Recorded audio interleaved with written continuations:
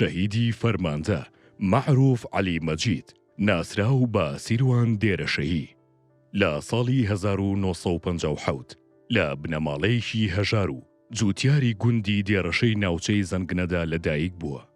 پاش ئەوەی باوکی لە ساڵی 1950 کارگوزار لە شارەوانی کەرکووک دادەمەزرێت، هەمان ساڵ خانەوادەکەی دەچێتە شاری کەرکووک و لە گەڕەکی شۆریجە نیشتەجێ دەبن.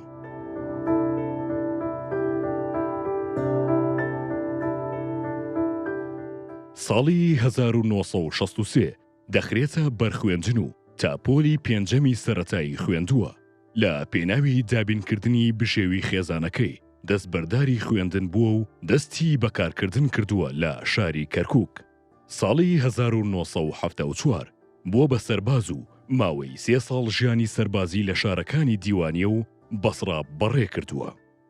ساڵی 1970 پەیوەندی بە ڕێخستنەکانی کۆمەڵەی ڕەنزدەرانی کوردستانەوە کردووە و بووە بە ئەندامێکی چالاکی کۆمیتەی ئاگر و بە وتەی هاوڕێکانی چەندین چالاکی شۆڕژگێڕانەی لە دژی پیاوانی ڕژێم لە ناو شاری کەرکووک ئەنجام داوە. سیروان یەکێک بووە کە لە هەرە بڵێن ئەندامە چالاکەکانی کۆمەڵی ڕەنزدەرانی کوردستان لە شاری کەرکووک و بەردەوام دەستنیشانی خەڵکی بڵێن ئەوانەی سەر بە ڕژێمی ئەو کاتە بوون و ئەزیەتی خەڵکیان زۆر داوە. دیارە دوای ئەوەی کە ئاشکرا بێ لە ڕێخستن لە ساڵی 80 دێتە ڕیزی شۆڕش و ئەبێتە پێشمەرگە. ژیانی پێشمەرگایەتی لە سەرتاوە لە بڵێن لە دەستەی پاسەوانیکردنی بڵێن ڕەوانشاد سەرۆکمام جەلال بووە بۆ ماوەیەکی کەم، بەڵام دوایی ئەچێتە ئەو ناوچانەی کە بە حەقیقەت بە بەردەوامی لە چالاکیدا بوون، ینی حەزی لێ بووە کە لە ناوچەیەک بێ پێشمەرگە بە بەردەوامی چالاکی هەبێ و یەکەمین دەستپێکی بڵێن کاری پێشمەرگایەتی لە ناوچەکانی خوارەوە لە کەرتی چواری جەباری بووە. دیارە لەگەڵ شەهیدی نەبێت مامەڕیشە بووە ئەو کاتە لەوێ بۆتە پێشمەرگا لەو کەرتەی کە ئەو فەرماندەی کەرتەکەی بووە. کەسێک بووە کە بە بەردەوامی حەزی لێ بووە کە ئەرکی پێ بسپێرێ، قەت لە بڕیارەکانی سەروی خۆی دەرنەچووە، بە بەردەوامی جوارڕایەڵی بڕیارەکانی سەروی خۆی بووە، بە بەردەوامی هەر کارێکی پێسپێرا بێ وەکو خۆی جێبەجێ کردی بێ. سەردەمی ناسین و هاوڕێتی من نەگەڕێتەوە بۆ ساڵانی هەشتاکان تا ئەو کاتە من هەم شەید نەوزادی برام کە لە کەرتی چواری جەباری بۆ شەید جەلالی ئامۆزام و ژمارەیەکی زۆری تر لە خزمەکان لەو کەرتەیە بوون.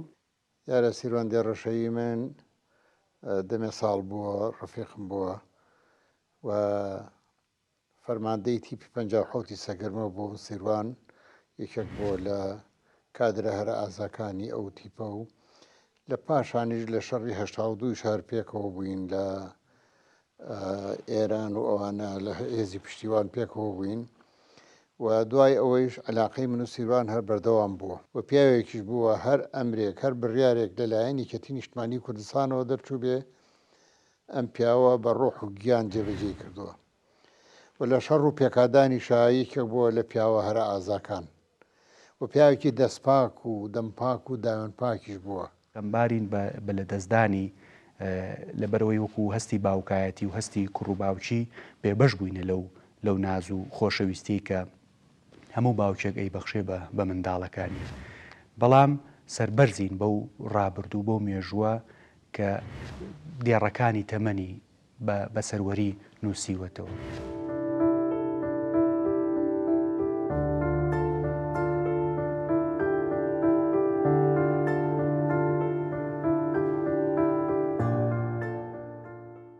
ساڵی 1986 لە پاش شەهیدبوونی عەتا زەرگوێزی دەکرێت بە فەرماندەی کەرتیسەی هەمەوەند لە تیپی 57 سەگرمە.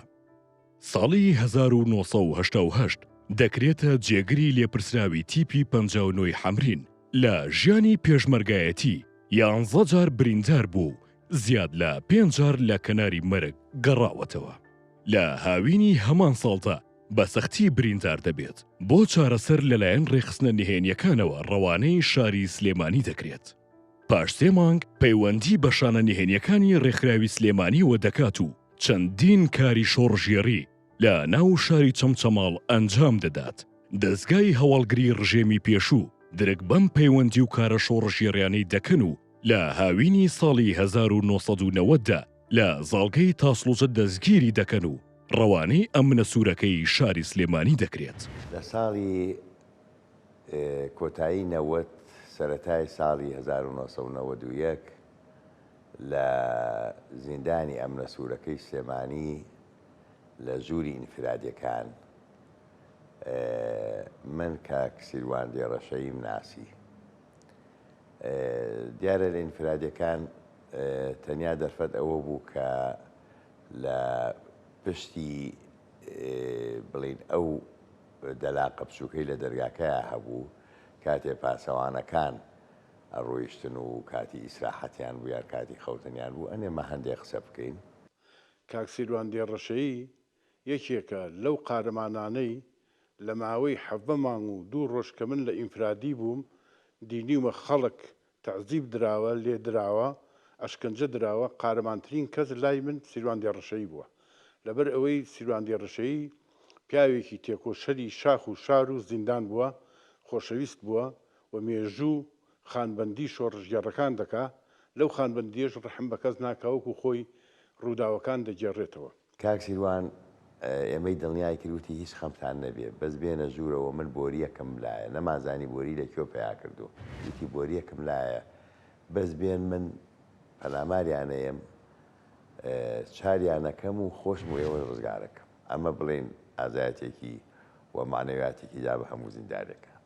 هەموو ئەو بە ڕێزانەکە واسیەکەن لە زیندانیش کەسێکی خۆڕاگیر بووە. سەرەڕای ئەو هەموو تعزیبەی کە لە زیندان بینوێتی لە ئەمنی سلێمانیدا نا هیچ شتێکی دەرکاندووە دەربارەی ڕێخستنەکانی ئەو کاتەی ناوشار. بە ڕۆژ زیندانی کاتەکەی بەکارێ نابوو ئەوەی کە تۆزێر لە لەو ژوورە بچووکەی خۆمانە ڕاضە بکەین بجوڵێن و ئەگەر خواردنەکەمەی هێنن بیخۆین بۆی هێز پیاکەینەوە بۆی شەو بەرگەی ئازاردانی جەلادەکان بگرین. بەڵام کاکسیروان هەموو ئێوارەیە تاریک داهات خۆی حازرە کرد ئەیوەرە بۆ نەهێن بە دوواما بمبەن بۆ تازی کورەمان و باشە تۆ حەزە لێیەتی ئەی وەڵایی بڵێن یعنی ئەوەنگە باوەڕی بەخۆی بوو ئیرادەی خۆی قایم بوو ئەوی بیبەن و جارێک تر بیان بەزێنێ و یعنی ئیرادەی خۆی پیشان باکە سەنگ بەهێزە. جارێکیان من ئەوەی کە زۆر بەڕاستی زۆر لام سنگینە و قورسە کاک سیروان دێڕەشەیی بە یەکەوە ئێمان بردە دەرەوە سەرمان بتاشن سەریان تاشینی هەریەکە و سەریەکی کێتاشی کاک سیروان گۆزانەکەی لەگەڵ خۆی هێنا بۆ گۆزانێکی لەگەڵ خۆی هێنا بۆ ژوورەوە لەپڕ بوو بە هەرا هەڵاوتمان چییە وتیان وڵات سیروان زمانی خۆی بڕیوە بە گۆزانەکە زیوانی خۆی بڕی بوو بەیانی لێم پرسی بۆچی زمانی خۆتی بڕیوە بۆوە کرد وتی دەنگم تەجیل کراوە زمانم ئەبڕم بۆ ئەوەی نییە دەنگەکە کە لێرە تەجیل دەکرێتەوە دەنگەکەی پێشوم دەرنەچێ. لە ماڵی هاوڕێکی خۆشەوی سێردووکمان کە عوسمانی حاجی مەحموود سڵفەی یەکتریمان کردەوە سێرەکەم گلەیەکی زۆر گەورەی کردوتی ئەرێ و ڕۆژەوە عدوا بوو تۆمت بەریتەوە بۆ ماڵەوە بۆ منە تمجا کاک سیروانیان بۆ کە چوینە دەرێ لەو ئاگر باران و لەو بارودۆخەیە کەس ئاگای لە کەس ماوتم ئەی باشە تۆ منە بۆ نەدۆزیەوە وا من چوون بەلای ژووری ئەوراقەکانەوە لەگەڵ کاحەمەلووری ئەوە ئەتوانم بڵێم ینی تەنها جار بوو کە لە دوای ڕاپەڕین بینیمەوە.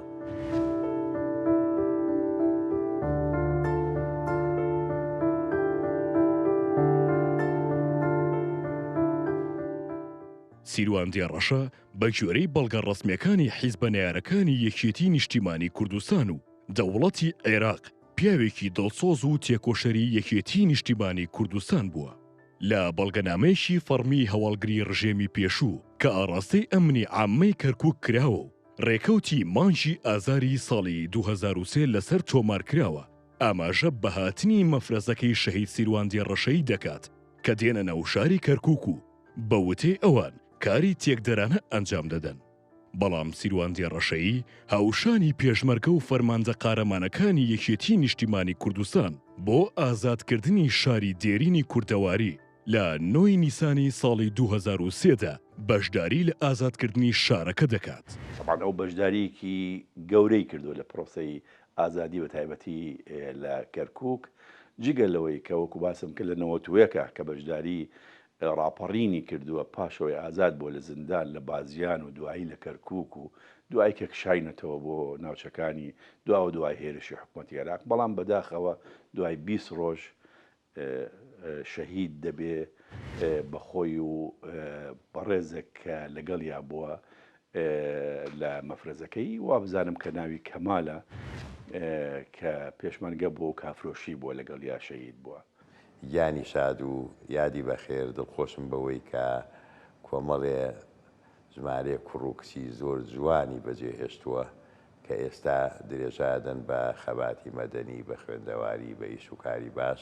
ئەمەوێ ئاماژە بەوە بدەم کە بە حەقیقەت هاوسەرێکی هەیە ئەتوانم بڵێم بەقەد خۆیشی قارەمانە چونکە ئەو هاوسەرەی توانی پاش شەهید بوونی هەموو مناڵەکانی کە مناڵێکی بڵێنەوەیەکی زۆری هەبوو هەموو مناڵەکانی خۆی گەورەکە شکر ئێستا هەموو مناڵەکانی هەمویان خوێندنی کۆڵێژیان تەواو کردووە کەسی زۆر شارەزایان تایە لە بوارەکانی ئەمنی و سەربازی و بە تایبەتی کەسی نووسەریان تایە. بە درێژایی ئەو مێژووە خوێنی خۆیان و هاوڕێکانیان چوونە ناو ئەو پێنووسانە و مافەکانی کوردیان زامن کرد، سنوورەکانی کوردیان دیاری کرد، بوونە بربەستێک لە بەردەم جارێتر جینۆسایدکردنەوەی میلەتی کورد. مافەکانی کوردیان لە مادەکانی 4 و 170 و 120 و 121 و 126 و 140 دەستورە نووسیەوە. ئەوە خوێن و خەبات و ئارەق و فرمێسکی ئەوان و کەسوکارەکانیان بوو توانیان ئەو مێژووە بنووسنەوە، توانیان ئەو سەروەریە تۆمار بکەن بۆ میلەتەکەمان، هاوشانی هەموو میلەتانی دنیا.